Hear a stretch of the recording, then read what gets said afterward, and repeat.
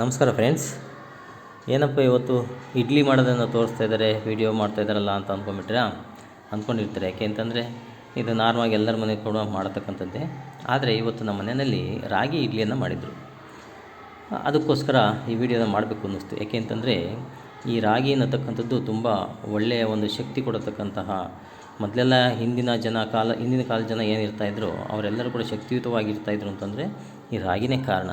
ಆದರೆ ಇತ್ತೀಚೆಗೆ ನಮ್ಮ ಮಕ್ಕಳು ಬೇಕ್ರಿ ಐಟಮ್ಗೆಲ್ಲ ಇದು ಮಾಡ್ಕೊಂಬಿಟ್ಟು ಈ ಥರದ್ದೆಲ್ಲ ತಿನ್ನೋದಕ್ಕೆ ಹೋಗೋದಿಲ್ಲ. ಅದಕ್ಕೋಸ್ಕರ ತಿಂಗಳಿಗೆ ಒಂದು ಸಲನಾದರೂ ಈ ಥರ ಒಂದು ಇಡ್ಲಿಯನ್ನು ಅಥವಾ ದೋಸೆಯನ್ನು ಮಾಡಿಕೊಟ್ರೆ ರಾಗಿ ಹಿಟ್ಟಿನಿಂದ ತುಂಬ ಒಳ್ಳೆಯದು.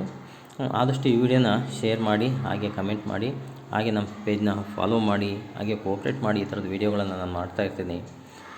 ಹಾಗೆ ಯಾರ್ಯಾರು ನೀವು ಈ ಥರ ರಾಗಿ ಇಡ್ಲಿ ಅಥವಾ ದೋಸೆಯನ್ನು ಮಾಡ್ಕೊಂಡು ತಿಂದಿದ್ದೀರಾ ಹಾಗೆ ಕಮೆಂಟ್ ಮಾಡಿ.